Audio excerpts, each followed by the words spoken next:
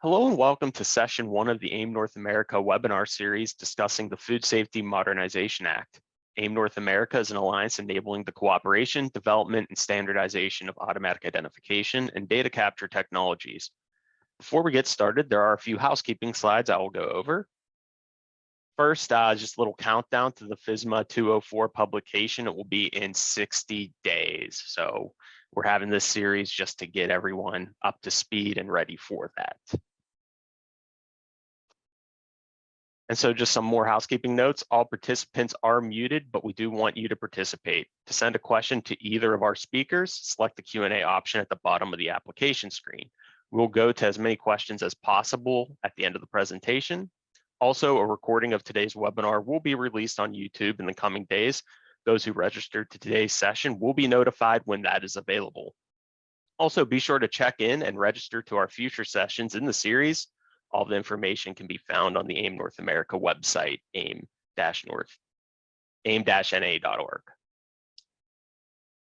And the AIM North America antitrust policy states that we conduct our operations in strict compliance with the antitrust laws. No AIM activity shall create even the appearance of a violation of the letter or spirit of the antitrust laws. This is the GS1 US legal disclosure. Please take a moment to review this.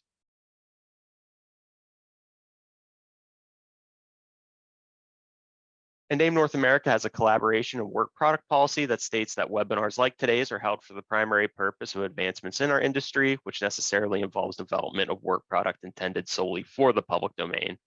AIM's developed this policy for the protection of its members who engage in this important collaborative effort. So I'm very excited to introduce you all to our two experts today. We have Jeannie Duckett, the Senior Manager of Traceability and Transparency Technology at Avery Dennison, and Lucy Angarita, the Director of Community Engagement for GS1 US. Jeannie will kick things off by going over today's agenda. Thank you, Mike. And I'd like to thank our audience for joining us here today for the first of our webinar series. As Mike mentioned, my name's Jeannie Duckett, and I am the co-chair of the AIM North American Food Supply Chain Work Group. I co-chair that along with Julie McGill. So here's a little bit about what we're going to be talking about today.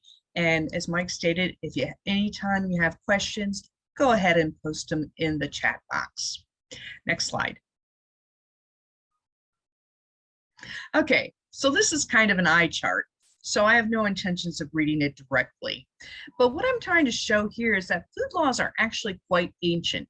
In reality, food laws go back past this chart. They can be traced back to the times of the earliest societies. Ancient food regulations have been referred to in Egyptian, Chinese, Hindu, Greek, and Roman literature.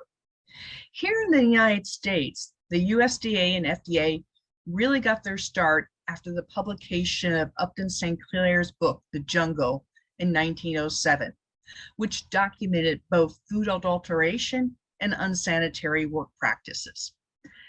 In the United States, there's a couple of objectives to the food code. The first objective is to protect businesses that are playing by the rules. The second objective is one of public health to protect the consumer from foodborne illness. Modern food code has added another objective of educating the consumer. Things have become much more interesting in this century with the beginning of the era of regulated traceability.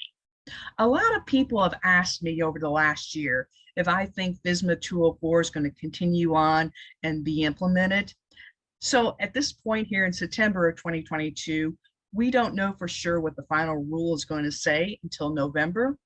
But what we do know is that the era of regulated food traceability is not new. It goes back to 2002, and it's not going away. Next slide. The events of September 11, 2001 in this country highlighted the need to enhance the overall security of the U.S. food supply. Bioterrorism is defined as terrorism by intentional release or dissemination of biological or mechanical agents into the food supply chain. They can be naturally occurring elements or they can be human modified.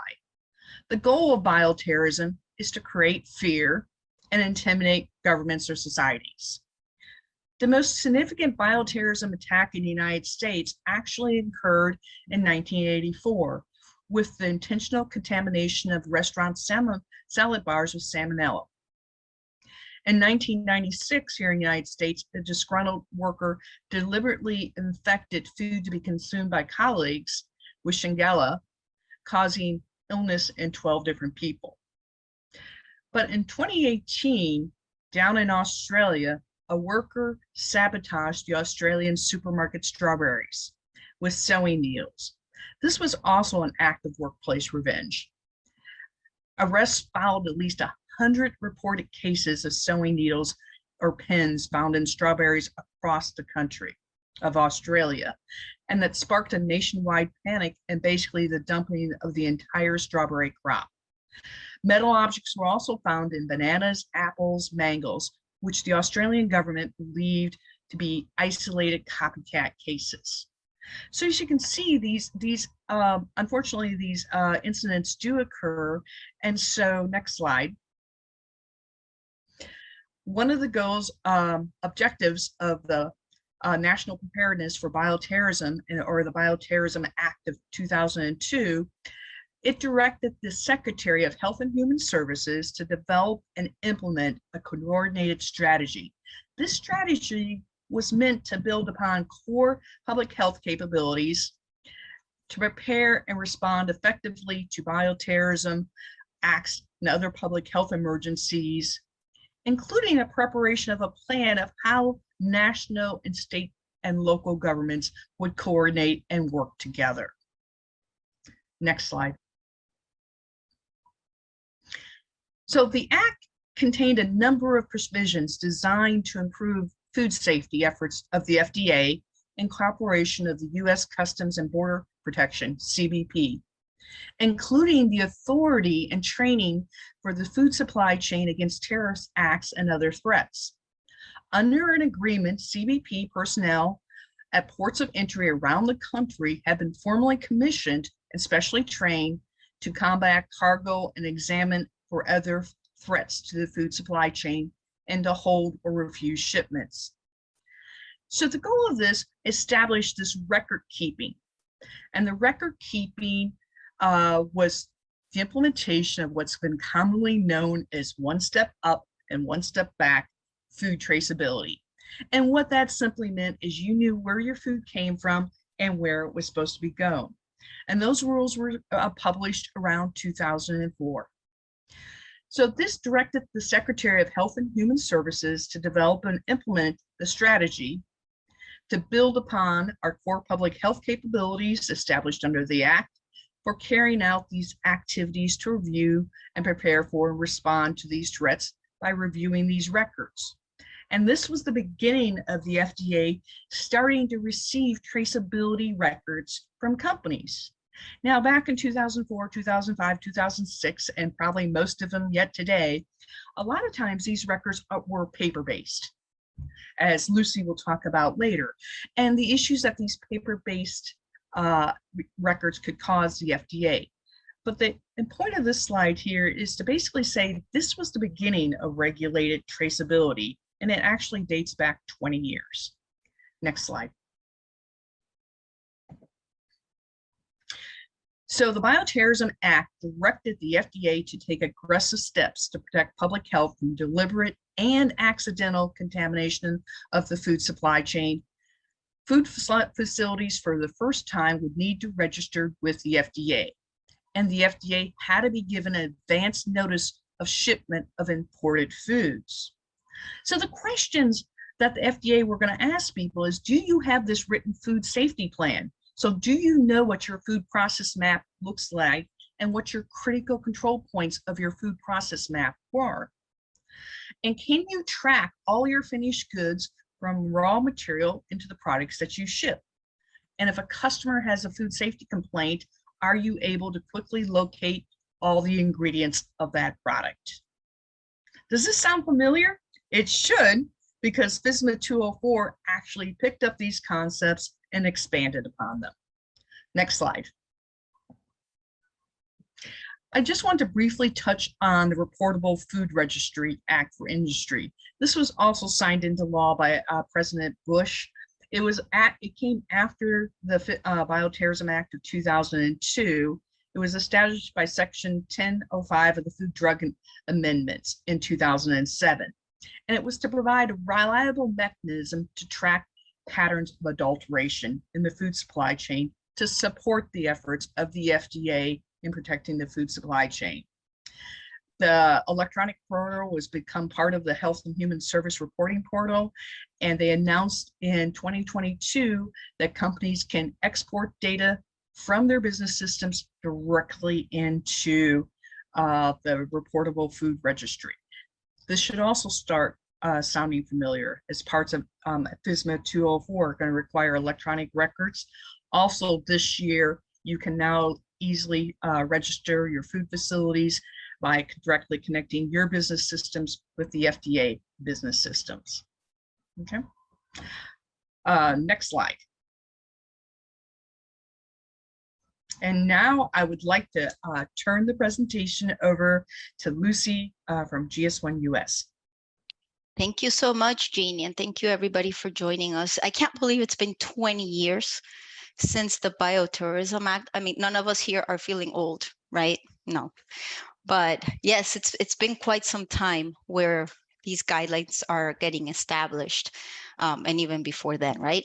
And a lot of us have heard this in the past, and you know, we say according to recent data from the Centers for Disease Control and Prevention, we're like, really recent? Well, yeah, they've held, right, over time. So about 48 million people in the US. That means 1 in 6 people get sick, 128,000 are hospitalized, and 3,000 people die each year from foodborne diseases or illnesses. So this is significant to public health. It's a burden that can be largely preventable, and this is exactly what you know, we're aiming to do.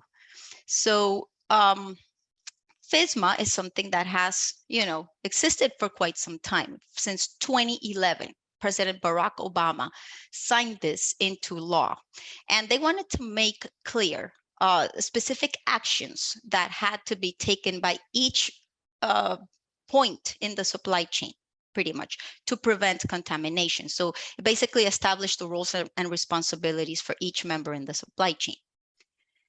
Next. So sorry, I forgot to say the next one. So right now, right, FSMA is saying 1 step forward, 1 step back. We have to know what products we're shipping in and out of our facilities. For each of those investigations, it's still a struggle for the FDA to be able to react quickly. Because, you know, it is hard to tie the pieces of the puzzle together. And just to paint a picture, you can see it here, right? What they get, it's not paper, but it is Excel sheets that are very, very hard to map together because they don't have like a production lot code, for example, to be able to connect from when a product is created or manufactured to a distribution center, to a food outlet. So it takes a while right now to get these investigations done. Next slide.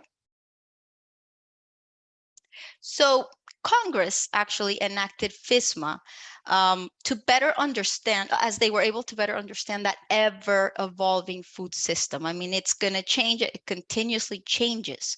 And after a decade of all these illness outbreaks, you know, import safety problems, market disruptions, that impacted really you know, the consumer confidence. It impacted the economy of our country. It cost billions of dollars. We're going to get into specifics later.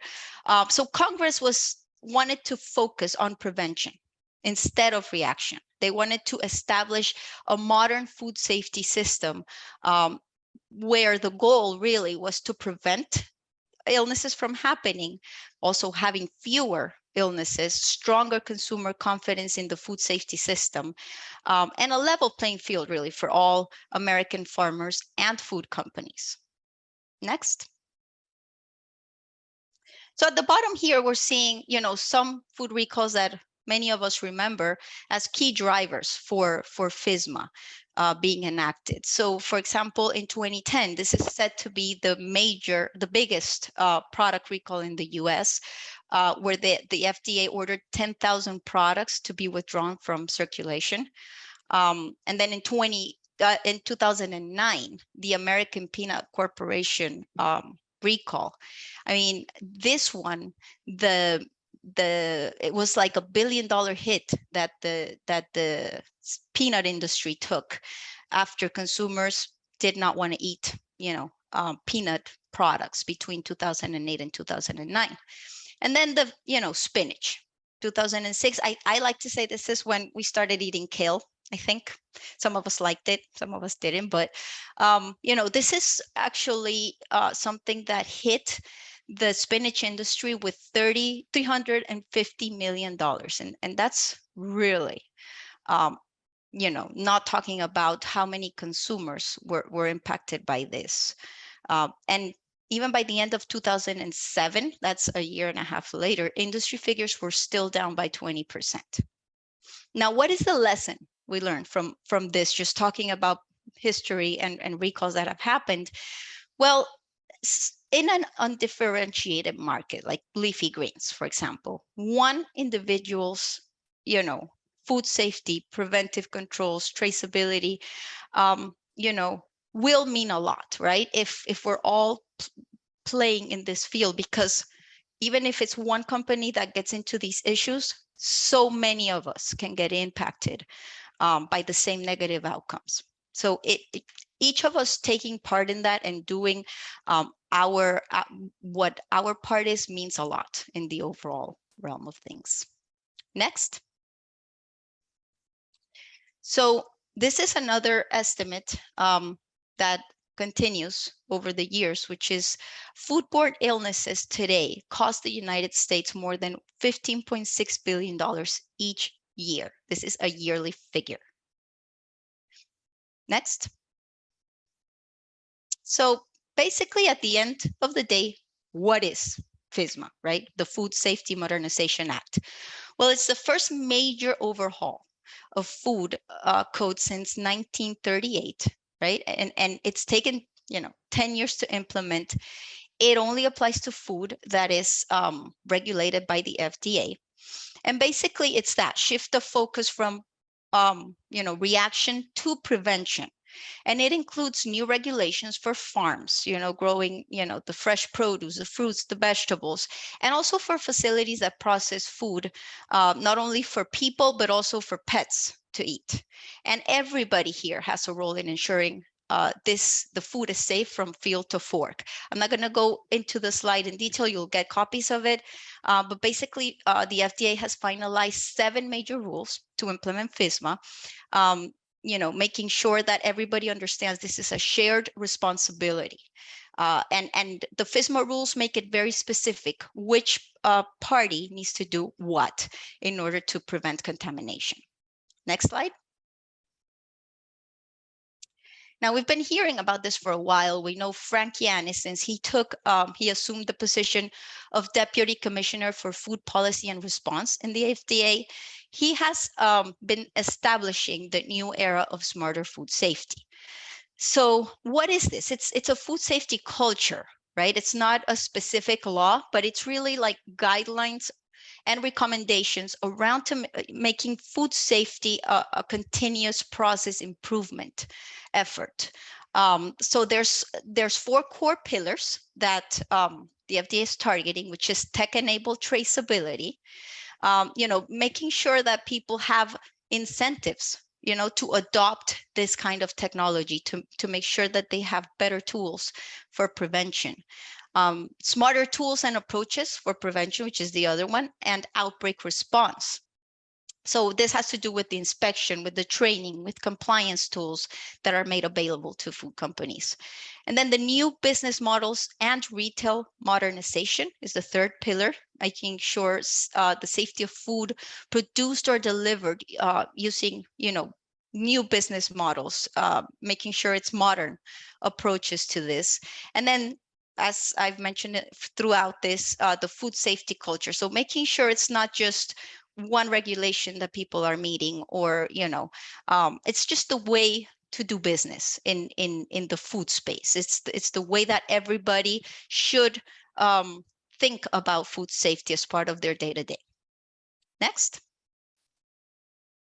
Now, we're saying FSMA 204, oh, it's going to be finalized in November of 2022. It's going to become effective in January of 2025. But what is new about it? We've been hearing FSMA for a while, right? One step back, one step forward. So what is new? Well, this is turning traceability into, as far as the proposed rule says, and like Jeannie says, nothing is finalized yet. It will be in November, but the way that the proposed rule has been shared with all of us, it seems like it's a much more granular type of traceability, where the FDA is saying, okay, you need to have unique identifiers for products, for locations, for parties. You must keep record of the foods from the farm to the store or to the restaurant, including this traceability lot code, which is when a food gets created or when a food gets transformed. Whoever assigns that lot code has to stay throughout. When people receive it, when people ship it, they have to keep that lot code in their records, and share with the FDA once they ask for it, after that compliance period has been due.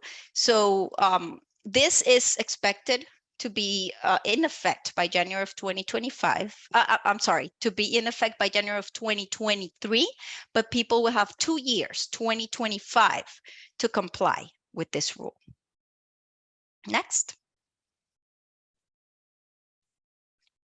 So now I'll hand it over to Jeannie. So thank you, Lucy. So just to wrap up a little bit about what we've been talking about today, because I have to say, and I don't know what questions Lucy gets, but the number one question that I get about FSMA 204 is, Jeannie, do you really think the government's going to do this? And our message today is, yes, we actually entered the era of regulated food traceability 20 years ago. FSMA 204 is an improvement upon the Bioterrorism Act of one step up, one step back, in the ways that Lucy outlined. The first way is that instead of taking these truckloads and file cabinets full of data and paying people to manually go through them, they're starting to establish a taxonomy of language, unique product identification, global product classifications. They're starting to establish this taxonomy of language to be used, and now they're being much more specific about what they want to track. If you go back to the bioterrorism law and read the text, it does say that for any product that you ship, you should be able to trace back to your inputs, with that we now know and call as a transformation. FSMA 204 just picks that concept up and expands on it more, saying that for your business, if you are a processor, you're going to track your inputs, you're going to track your transformation and repacking, and you're going to track your shipments. And you're going to be able to provide that information to the FDA within 24 hours of being asked for it. So this is meant to improve the efficiency of the FDA in addressing these food safety outcomes. So in wrapping this up, food traceabilities, there are benefits for the suppliers and the brand owners. By creating supply chain visibility, there are lots of documented cases in the food industry of how that minimizes waste, optimizes profitability. And for governments, it meets those goals of the government of enabling that fair playing field for companies. Everybody's following the rules, and it facilitates protection of public health. So as before we wrap this up and turn it over for question and answer, I want to briefly give a plug for our upcoming sessions.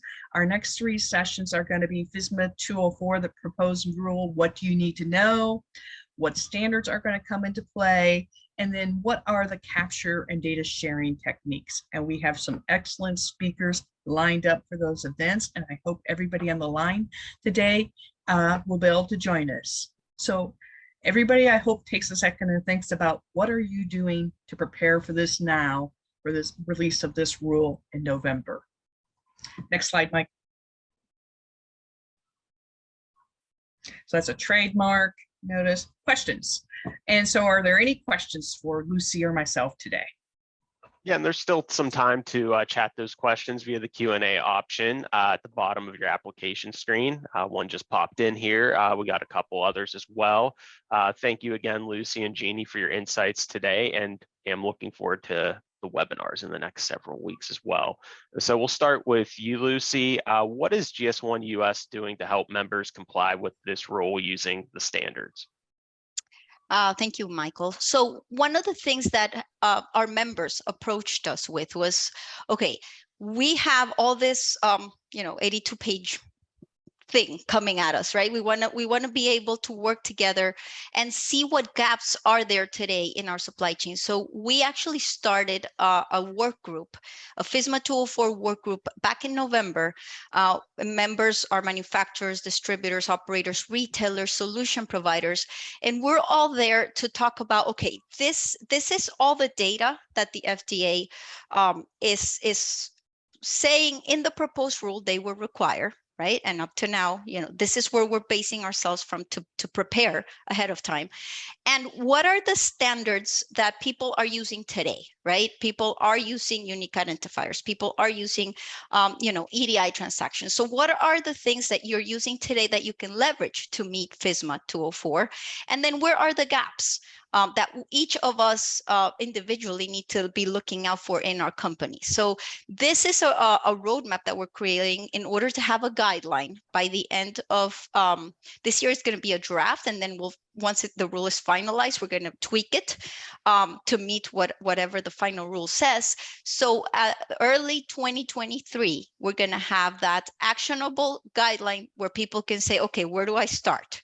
Right? These are the steps I need to take. Oh, this is where I fall in the supply chain. These are the things I need to do. So everybody is welcome to join. Let me know if you're interested. We'll send out our contact information for you to join our FSMA 204 work group. It's a very lively, group, right, Jeannie? Yes. Yes, joining that group would be a good way to hear what industry experts are thinking about this upcoming rule. As we've mentioned a couple times today, we will not know what's in the rule until it's published in November. Great. And so we got this question a couple times. Basically several people are asking, is there one location where I can go for a good summary of FSMA, and what exactly is FSMA Rule 204?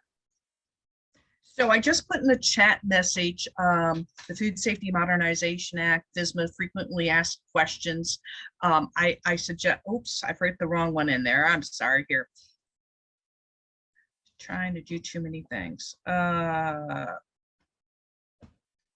So Mike, I just put a link in the chat. That should be a good one to be able to share out to everyone. And it has the training webinars done by the FDA, and it has a Q&A by the FDA on the food traceability law. Great. Okay, and we had a question, how does PTI fit into FSMA? So Lucy and me talked a lot when we were getting this webinar ready. So, and I have this question all the time, both internal to Avery Dennison and external. So it's important to realize that there are multiple initiatives that are out there. So FSMA 204 is a regulation. That means it comes under the Compliance of Food, Drug, and Cosmetic Act of 1938. It carries both civil and criminal penalties. The other thing that Lucy mentioned was the new era smarter food traceability, which is kind of an aspirational guideline by the FDA how to produce a safe food supply chain. That guideline was published by the FDA, but it was coordinated massively between university food safety specialists and to get input into what should be into that. So Produce Traceability Initiative is what's known as a voluntary initiative that shows in the produce field, if you do these steps and comply with this, it can often be requested for what's known as vendor compliance. Walmart, Kroger's, they all ask, are your produce PTI compliant? So that's a voluntary industry standard compliance, whereas FSMA 204 is a law carrying civil and criminal penalties. Thank you. And what is the impact if the lot code barcode is not readable by the receiving warehouse? Well, I guess I can start, Jeannie, and you elaborate. As far as the proposed rule goes, there's no labeling requirements. What is required is that you keep track of that lot code, however you agree to with your trading partners. Of course, we as GS1 US talk about barcodes, right? And GS1 128s that have that lot code. But of course, we all know. And RFID and 2Ds. You know, there's many data carriers that can make the process more efficient, more effective, more accurate. But at the end of the day, each establishment is going to be held responsible if the product doesn't have a barcode to somehow take that information that is either written on the case, printed, whatever it is, that lot code into their systems to make sure they know what's coming in and what's going out. So they don't specify what kind of technology that companies need to use or will use. That's correct, Lucy. That's a great point, and I think several of the questions asked by the audience asked similar questions. Is GS1 standards going to be mandatory? Are we going to use EPCIS? The federal government encourages the use of compliance-based, consensus-based standards, which the GS1 standards fall under this concept of consensus-based standards. It does not come out and say, you must do this, you must use this, you must use this. However, as you think about something as interconnected as the food supply chain, if you're a brand owner, it's easy for you to say, well, I want my data this way, I want my data this way. But if you follow that food web back to the producer, we certainly don't want to add the friction in for producers that they have to do one thing for one brand owner, something else for another brand owner, something else for another brand owner. So that's why in both the food supply chain, AIM food supply chain, as well as the GS1 US group on FSMA 204, we're encouraging the adoption of consensus-based standards to minimize the friction and increase the adoption rate. Another question we had was regarding FSMA 204 is, will there be an expectation for restaurants or food service to trace lots, batches to the customer, like one step forward and one step back? No, that is excluded. So basically, FSMA 204 is, as far as the proposed rule goes, is up to that food outlet, a restaurant or a retail store, not to the consumer, not to the point of consumption. Right. But what it does do is codify the bioterrorism law as those events that you're responsible for. So say I'm a food service event and I'm receiving product, I'm responsible for those receive events. If I'm a processor, I'm responsible for my receive, my transformations, and my shipment events. You are responsible to report to the FDA, or you or your designated solution partner are responsible for reporting to the FDA on the events within your control.